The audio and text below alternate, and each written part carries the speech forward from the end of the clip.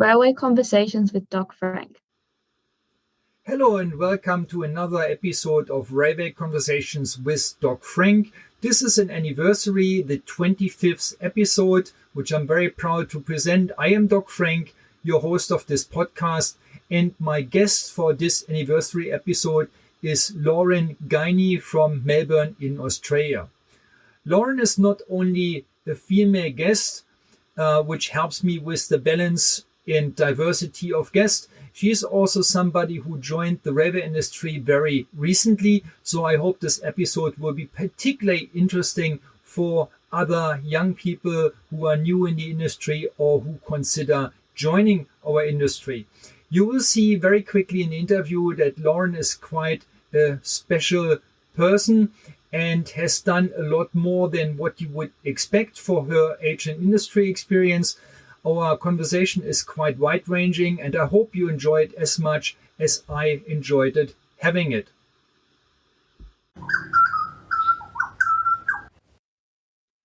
Hi, this is Doc Frank from the studio. I want to inform you about my latest and greatest training development, and it is all about the mindset of a high-capacity railway organization.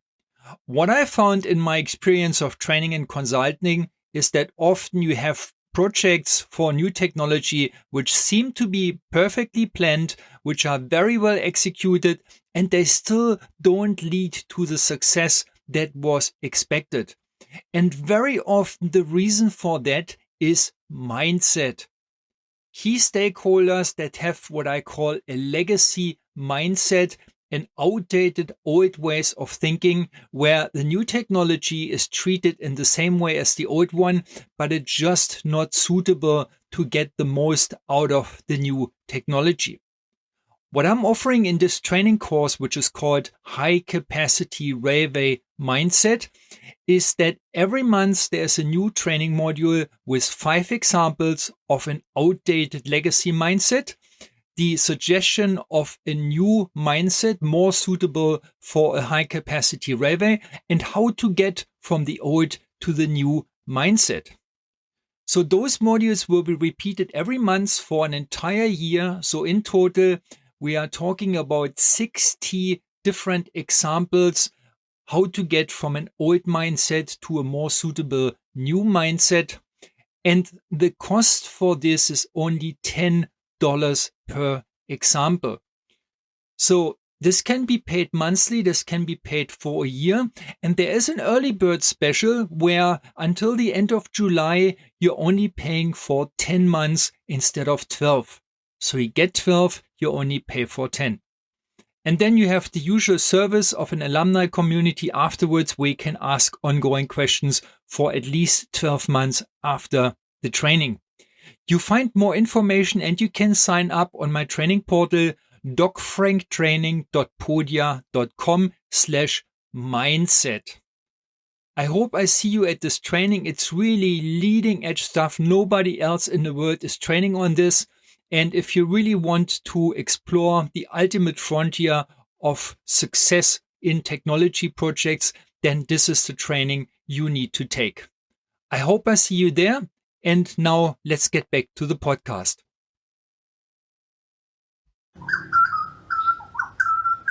Lauren, welcome to the show. Thank you. Thank you for having me. I'm really excited to be here. I could bet you are. I'm not sure whether you know or whether the listeners know, but what I'm trying with this podcast is to keep it balanced between people with a lot of industry experience and people with not so much industry experience. In your case, it's probably more on the not so much end because you formally joined the railway industry just a couple of months ago or so, despite of some previous activities. We will get back to that. And I also try to keep it balanced between male guests and female guests. So you basically ticking 2 boxes for quotas. So for the female guests and also for the less experienced guests, which I hope will be very interesting for people who want to join the railway industry, and especially people who are still in their educational process at university or high school or whatever, considering a potential career in railways and hopefully getting some ideas how to do that from you. So I would like to start with you having won an award or a contest last week. You got a scholarship for the core conference in Melbourne as part of the RTSA's Emerging Railway Professionals program. And you ended up participating in a contest for presentations, and you actually ended up winning. So just tell us a little bit more about this entire process and how it came about, please. Yeah, of course. So pretty much started out with seeing that there were scholarships available for core and thought I'd just give it a go. I've never been to a conference before.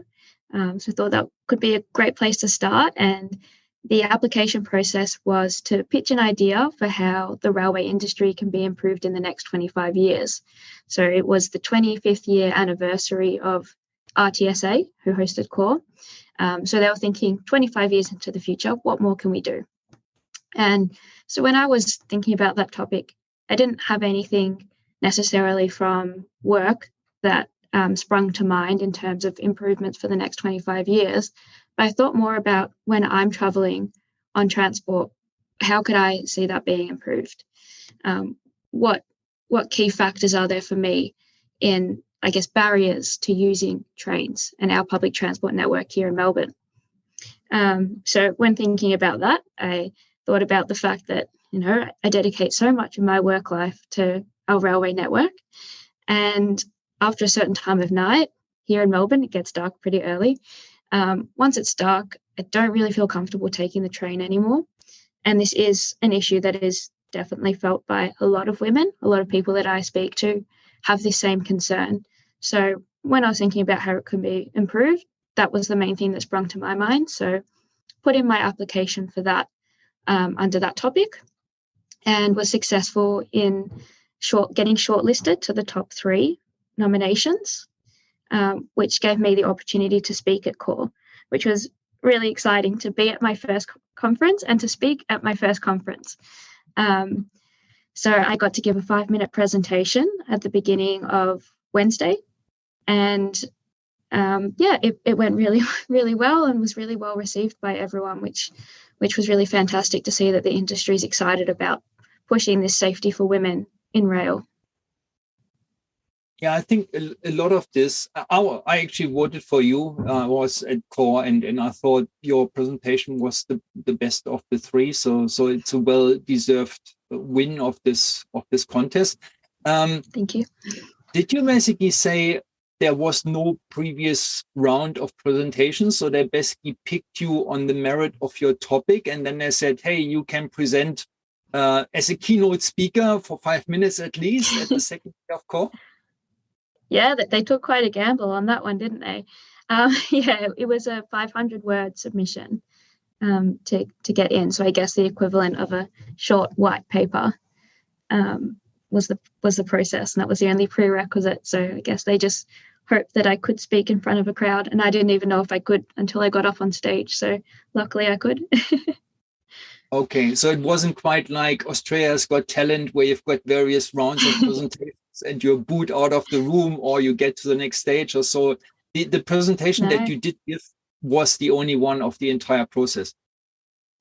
Yep, correct. It was. Yeah, I only found out a few weeks beforehand. Yeah, there surely was a bit of a gamble. I mean, obviously, I listened to all 3 presentations because they were given one after one, and the third presenter, for anybody who wasn't there, had a very heavy stutter, in to an extent that I haven't heard for a long time. And I thought, well, that was really brave for him to present, to have the confidence to present, because despite of that handicap, but also for the organizers to basically shortlist him as a presenter in the final 3. But I mean, if they didn't hear him present beforehand, that kind of explains how that would happen, because otherwise there would have been a fair chance that he might not have qualified for the final 3. It was really quite it was quite disturbing, but at the same time, if people like him never present, then they can never get better. So I really admired his Me courage to too. do it. Yeah. And I wish him all the best that he will improve. And I mean, he's from Perth, where I live as well. So I may meet him in person in the future. You never know. And I really wish him all the best. And I really found it very courageous to get up there, knowing what's going to happen, and still going through the presentation and getting applause and everything, which he deserved just as much as he did a brilliant job. Yeah, he was fantastic. And I really looked up to that. But all the presenters were really great on the day. And it was really lovely to get to know them over the 2 days of core. And I'm sure I'll have a lot to do with them in future in the industry as well. The one in the middle was from Perth as well. So we basically we outscored everybody else in terms of numbers, but we didn't end up winning. Yeah, so we Perth basically made the second and third follow runners up. Yeah, but that good thing I was representing Melbourne. Yes. Let's just stick for a moment on the topic of your presentation, safety of female passengers in the railway environment. And safety obviously doesn't mean, not being harmed by, I don't know, the trains suddenly stopping or something like that, but safety with regards to being approached or molested or whatever by other passengers, which have some insincere intentions. I agree. It's an issue, and I mean even someone like me who is nearly 100 kilograms, pretty large, with some martial arts experience and so on. There are times of the day where I think twice about taking the train, admittedly. Yeah, even though the train system here in Perth does a lot to improve safety. We've got lots of transport officers patrolling the trains and patrolling the stations. And these guys are really good. If they are anywhere near, then things are good in Perth. I'm just wondering whether something like this is happening in Melbourne as well, and what kind of initiatives you can see happening in Melbourne that hopefully makes it a bit safer for you in the future to use the train system. Yeah, absolutely. So there is a lot being done in Melbourne at the moment. We also have protective service officers at 216 of our stations once it gets dark, so after 6 p.m, I think. And that is a real security blanket for me personally when I'm traveling on trains. I guess the only limitation of that is that they are only at stations and only at select stations. And incidents do happen during the day as well, but it's definitely very reassuring at night, which is probably when most people feel unsafe. In my presentation, I also talked about some ways that we can improve safety from a design aspect as well, rather than just in the operation. So obviously that police presence is very important in an operational sense. But if we then look at the design as well, there's a lot that can be done in terms of making sure that we have open spaces. A lot of it is those feelings of isolation, and it's certainly something I feel here in Melbourne. I particularly noticed when I went overseas and I was traveling, I used the tube in London, and it was 9 o'clock at night. It was pitch black. It was November at the time, and there were so many people around, and I didn't get that same sense of fear because there were lots of people around me, and I guess it's just that safety in numbers a bit as well. So here in Melbourne, you travel past maybe 7 p.m. and it's very desolate. There's not many people around, especially once you're a couple of stops out from the CBD. And so there's a lot that can be done in making sure we have those open spaces so people can always be seeing you, making sure we have enough lighting. Lighting is a big one that makes people feel very comfortable if there's enough lighting. And also just having things around the station to make it more of a destination rather than just a transitory space, a place that we just pass through on the train. If you have more shops around, if you provide maybe some sports facilities, there tends to be more people that are just hanging about the area, and that it makes you feel a lot better and deters a lot of criminals as well. Yes. One thing that I've seen in Sydney is that they have the concept of a night carriage or something like this. So it's basically one wagon on the train that's marked with a special light. I think it was a blue light from memory, but there's an indication which of the carriages this will be, and this is basically a place where passengers who feel unsafe can gather after dark, and that makes it less likely that someone is singled out. If you are in a group of people, then those shady characters normally think about twice whether to do anything or whether just leave it alone. So you don't feel that isolated because you are not that isolated. And the other thing that you have in Sydney, which you obviously don't have in Melbourne, they have a second person on each train. They have a conductor on each train. So that means there's a staff member on board of the train at all times, not busy with driving the trains. And that obviously at night can be used for additional protection and quicker attention of a service staff member, if anything. But other than that, you can certainly increase a lot, like, I don't know, standing in a clean sight of a CCTV camera, which can be seen by the train driver. You normally have emergency call buttons on the trains as well. So if you stand anywhere close to those things, it's basically just that you have options to do something to increase your safety or repel any attackers or so.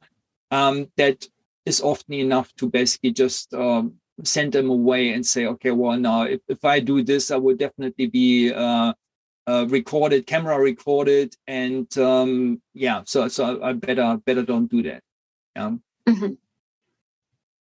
Yeah, exactly. So the process for you doing this was this scholarship for core, which was part of what the RTSA, the Railway Technical Society of Australasia, calls an emerging rail professionals program. And with you having just recently left university, you are probably as much an emerging rail professional as it gets. There were a couple of other things other than just giving you free access to core. One thing that I picked up was a mentoring program where the RTSA organized a few senior members of the industry to be mentors or candidate for mentorships. And I was lucky to be one last minute nomination, getting a text on my phone from a Roy Uni at 10 o'clock at night on a Sunday saying, hey, I just scheduled you on Monday for an icebreaker mentoring session. Hope you don't mind. And I didn't actually, because I've done mentorships beforehand, never this officially, but as it evolves, like working with younger people who have questions and look up to me and ask for my advice. So I've done this before. And I just wanted to ask you how you perceive this mentoring initiative and what you have got out of it, or maybe not, because it was pretty mixed, the experience for everybody being involved. Yeah, so I'm very passionate about mentoring and do see a lot of value in mentoring. So I've both been a mentor and a mentee. Obviously, being at the emerging stage of my career, more so a mentee at the moment. So I previously had some experience while I was at university of mentoring first-year students, just getting them settled into university, which was particularly hard because it was the first COVID year where everyone was in lockdown here in Melbourne. So it was really hard for them to settle into uni coming from high school. And that was a really great experience to be a mentor. And then I've also looked at other mentoring experiences. I ran a mentoring program as part of a university club. So pretty much curated the program, got mentors involved from industry and mentees from university. And they got a one-on-one mentoring experience through that. And then I also have mentors here at my work who have just been absolutely fantastic, opened me up to new experiences, providing me with advice. So I see a lot of value in any mentoring program. And it was great that the RTSA had set that up for CORE as well. I think any opportunity to get people in touch, to make new connections, and to have those meaningful mentoring relationships is just fantastic. Good, good. Well, then maybe I can even learn something from you about mentoring. I think, well, I looked up your LinkedIn profile a bit, as I normally do with my guests. As like I call it research, but it's more for personal entertainment, I would say. Um, I've seen one of the mentorship programs that you participated in as a mentor, which was called FAME, FAM. What did it stand for, just out of curiosity? It was Friends and Mentors in Engineering. So that was the one with the first year students. I think it was meant to be a bit more of an approachable name. We're all friends. It was really sweet. It's a great acronym, especially since it's got a meaning in itself as well. I mean, fame is something that not many people look for very consciously, but a little bit of it is still not too bad. Yeah, especially if you want to advance in your career. And I think that's something that I definitely noticed about you, that you've done a lot of activities outside your minimum viable curriculum at university. And this scholarship for CORE is certainly one as well. And by winning this contest, or generally by participating in those activities, your visibility in the industry will become bigger. More people get aware of you. More people may find you likable, and this sooner or later will probably reflect back on your career as well, that you may just get opportunities that other people who are simply more obscure won't get. So obscurity is very often your biggest enemy for having a successful career. So specifically to CORE, how was your mentorship experience there? Because from my angle as a mentor, there was very little guidance how to do it. And the bit of guidance that we did get was purely concentrated on the CORE conference itself.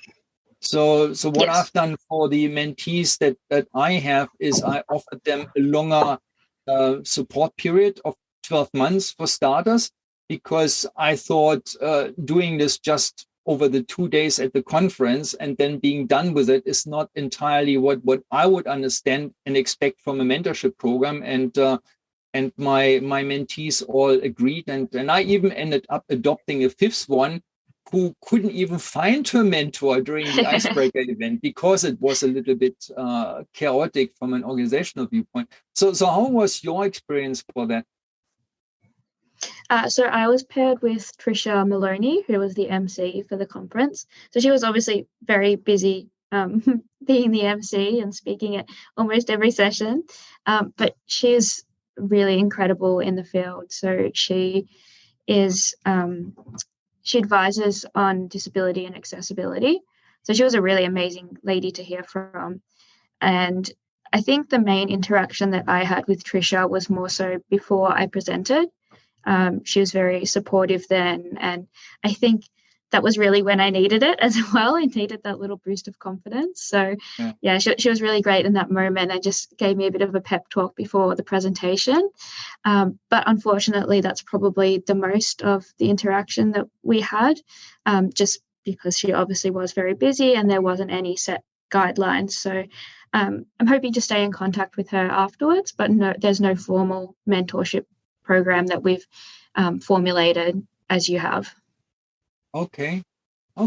Well, a couple of ideas there from me, if I may. So number one, given that Trisha is on a crusade for better conditions of disabled persons on the railway, I think your topic of safety, passenger safety for female passengers should ring a bell with her, should really strike a chord.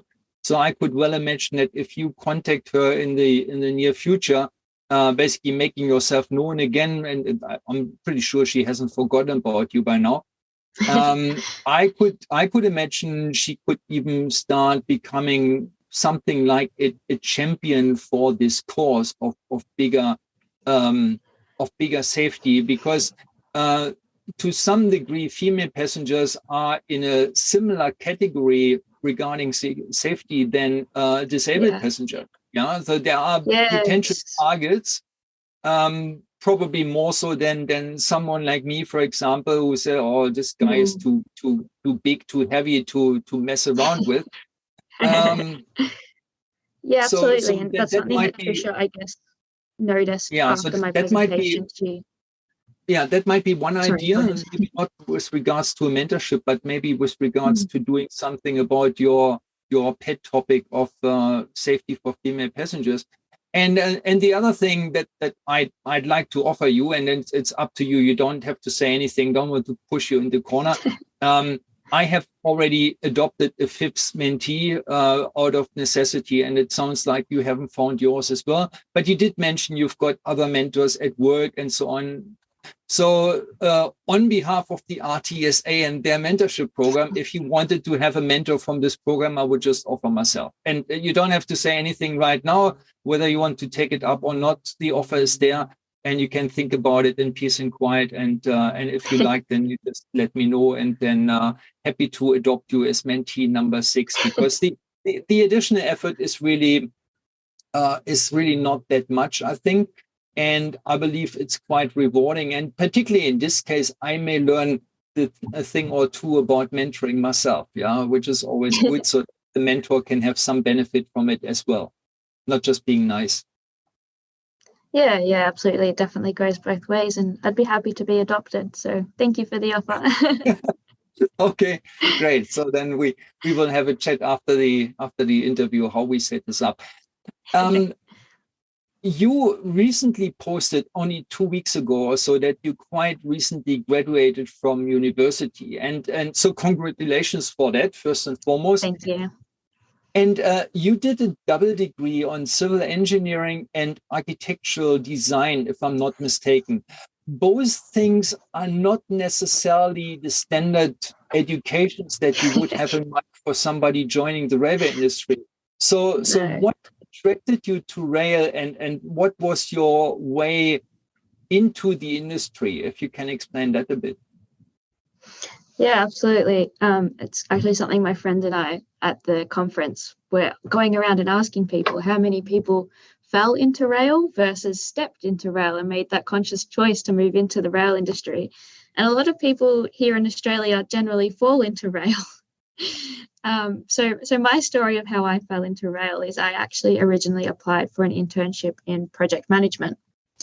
And I got put straight away onto one of the biggest infrastructure projects here in Australia, which is the suburban rail loop in Melbourne.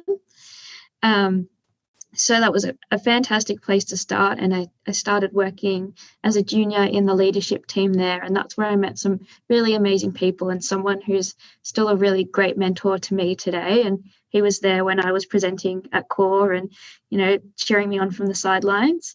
And it was actually him who I spoke to. And I said, look, I'm really enjoying this work, but I think I want to do something that's a little bit more technical and using my engineering degree. Do you have any idea of how I could do that? And he suggested that I moved into the track design team on SRL, on Suburban Rail Loop.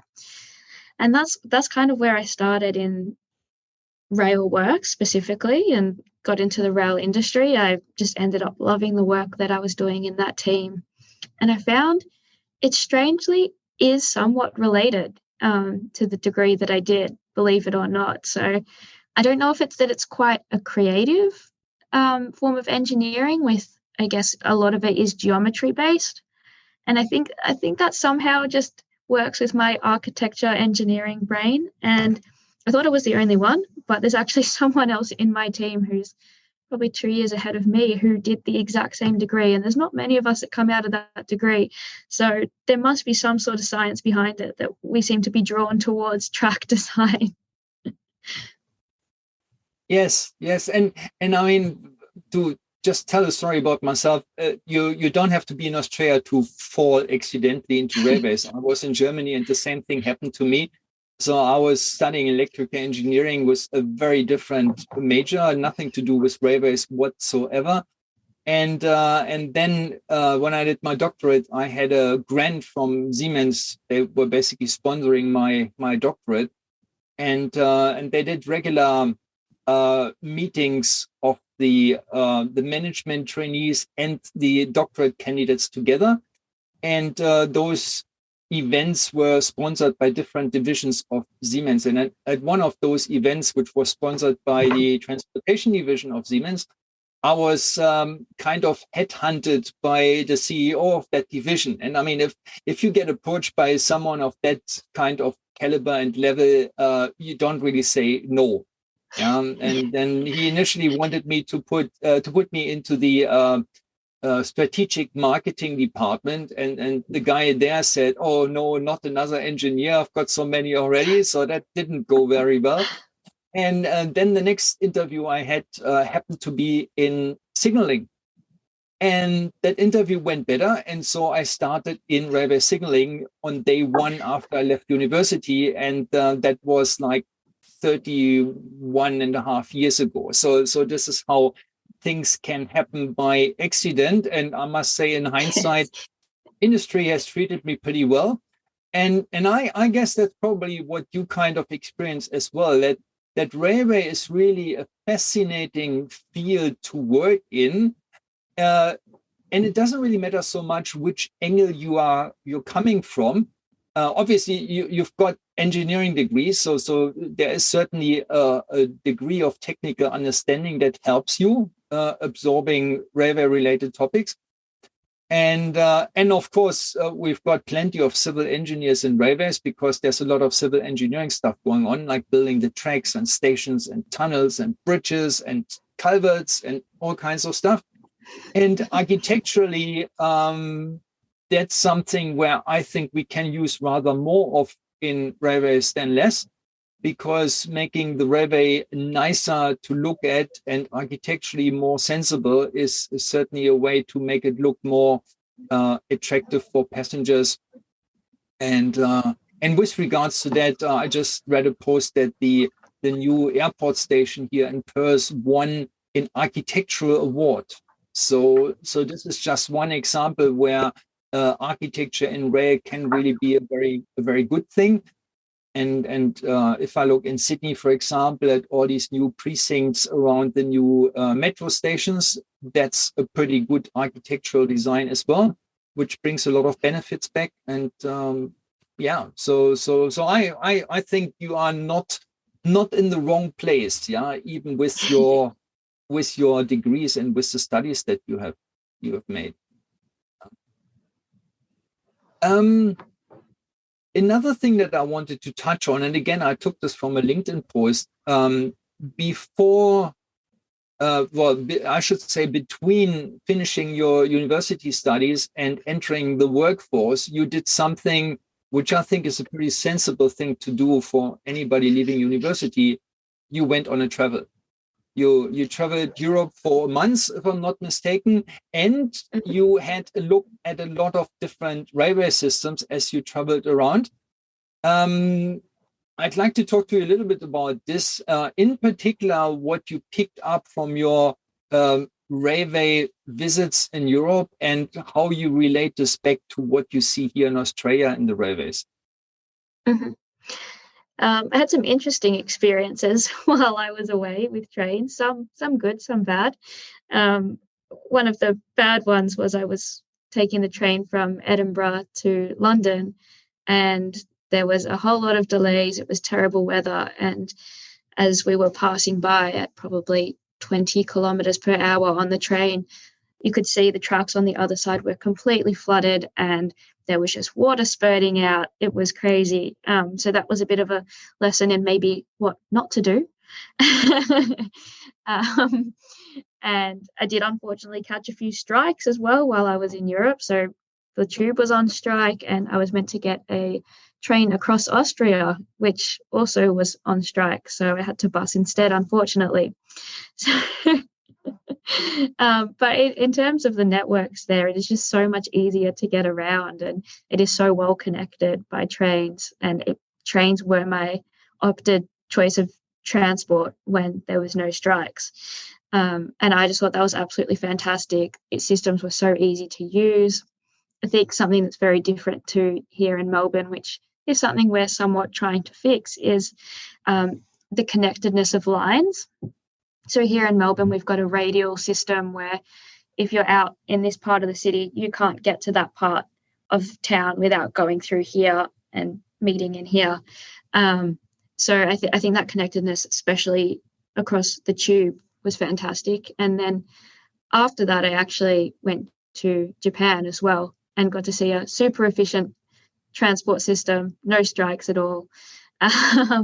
And just crazy sizes of stations there, like stations with 100 different exits. So I got to see a whole range. Probably the bits that ended up standing out to me were the architectural aspects. I was really excited to go to Budapest and see my favourite station there, which I'd studied back here in Melbourne. And I dragged my friend along. Yes, okay. Yes, I dragged my friend along to this specific station. She said, "Really? Are we going to see a train station on holiday?" And I said, "Yes, I really need to see this train station." And it was everything I expected. It was beautiful.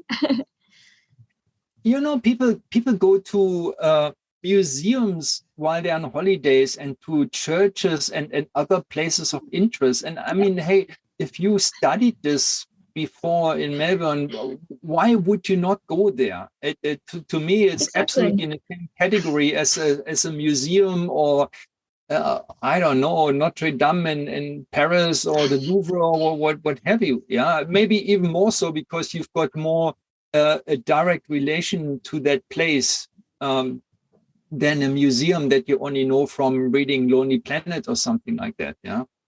So yeah, absolutely. Yeah.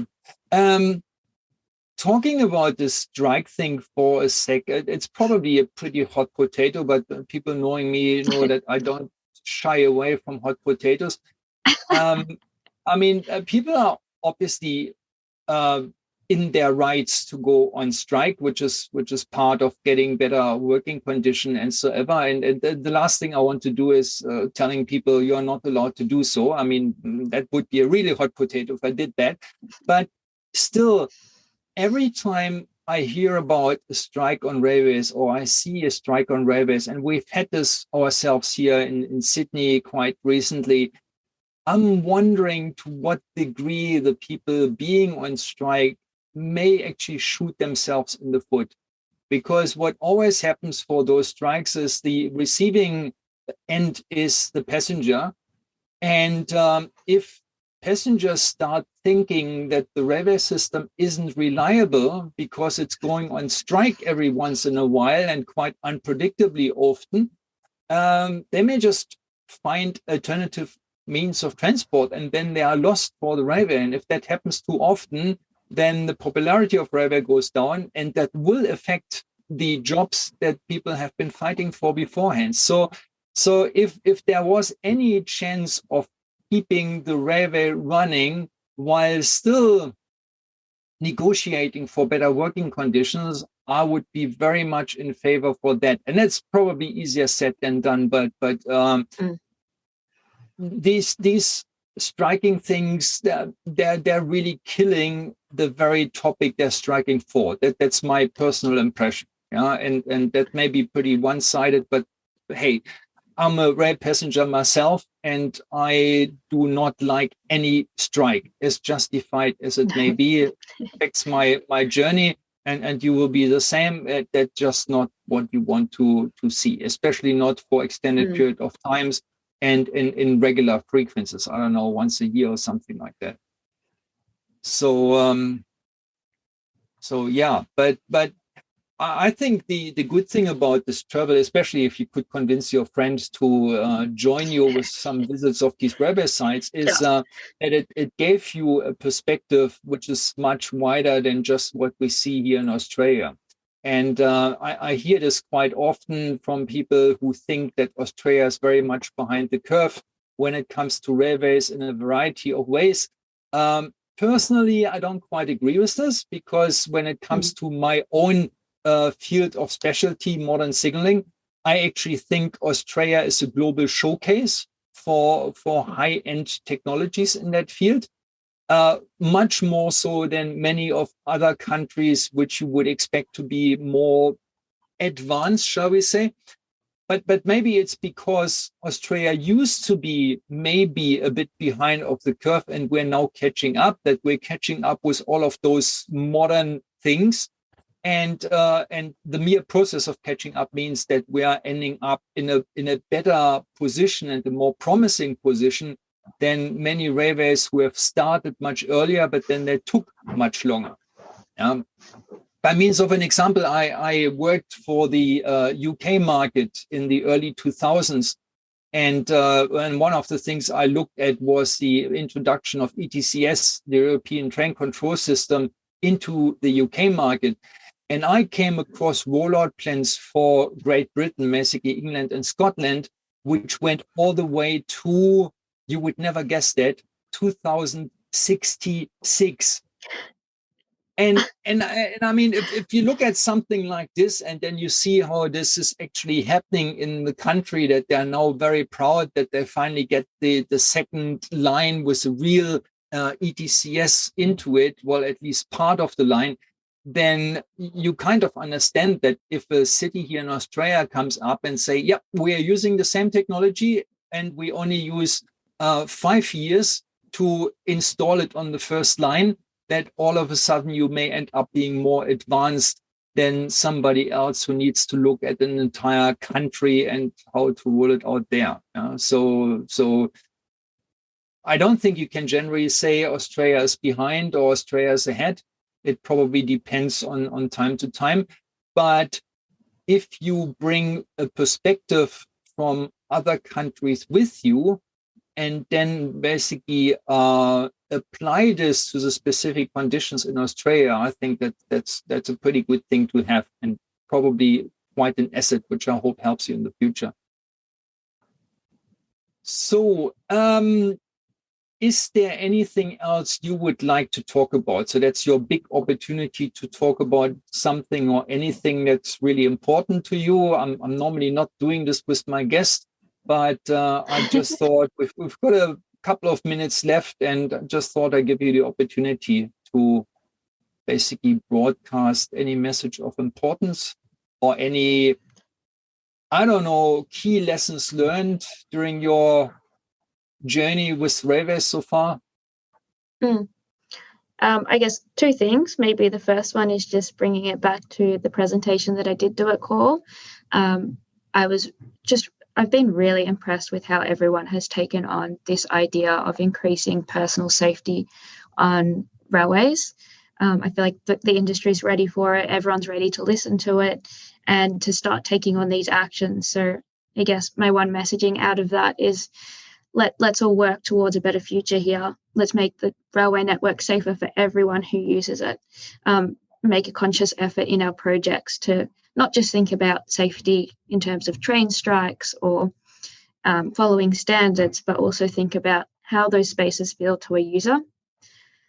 And then the second thing I'd probably want to say is just some advice that was given to me and I think has held me in pretty good stead so far, is saying yes to every opportunity. And I think that's probably what's landed me here today with you. All of these things have come up, going to Core, putting in an application. It takes a little bit more effort in the moment. It took a while to put my presentation together, to do the research, but it was all worth it. Just saying yes to those opportunities, take everything that comes to you, that's what's helped me so far, and that's what's gotten me to where I am in this early point. I think, well, first of all, I definitely want to acknowledge you for your courage to come on a podcast where you may have seen that a lot of my guests are very, very experienced people in the industry, and the occasional younger industry member that I bring on, it's basically few and far between. So congratulations for that, and I really hope it helps you both developing your confidence, your personal confidence even further, and hopefully also the odd person listening to the podcast or looking at the podcast and saying, oh, that's really an emerging rave professional. And if they ever come across you, they say hello and maybe be of benefit to your career in the future.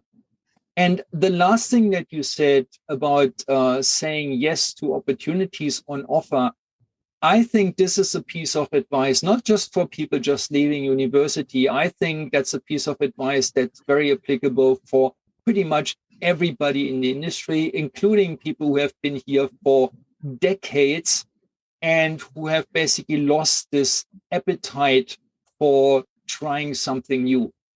I'm currently in a new, I would call it research project almost, where I'm exploring mindset as the next frontier in adopting new technology. And a lot of this comes back to people who just want to keep doing what they have been doing through the last 20 or 30 years of their careers. And in the future, this is going to start to hurt them because the railways have made the decision to go into a new direction, introduce new technology, raise their own profile from a conventional fixed block capacity constrained railway to a more modern, more advanced, better performing high capacity railway.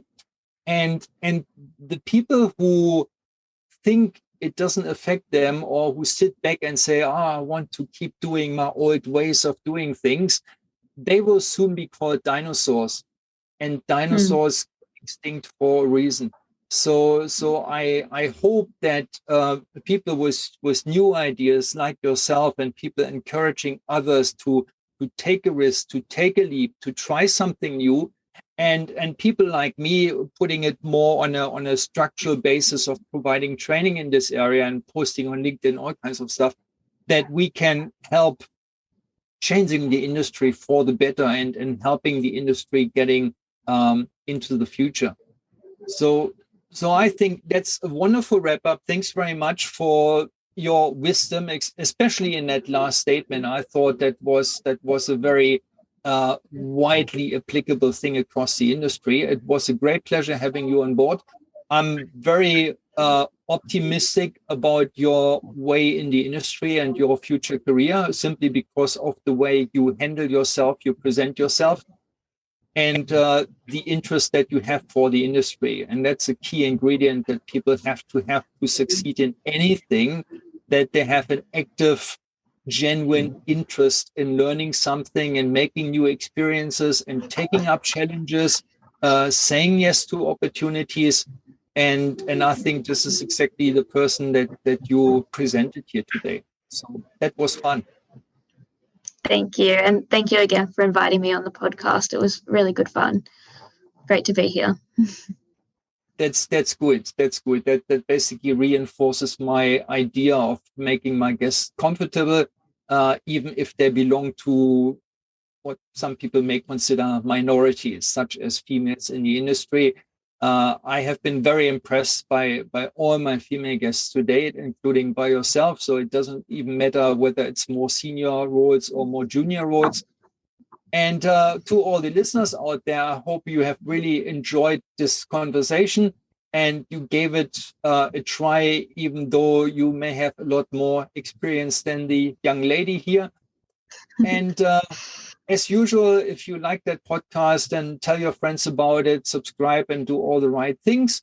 And check out some of the older episodes as well. I've got more junior people on there, but also very experienced people. And all of the episodes are great on their own accords. And as usual, keep it simple. See you next time. Bye for now.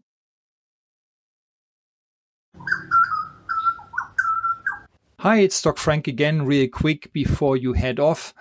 If you are a fan of communications-based train control or short CBTC, there's an event coming up in September that you absolutely don't want to miss. It's the first virtual global CBTC conference. It's called CBTC World Summit 2023, and it's happening on the 20th and the 21st of September.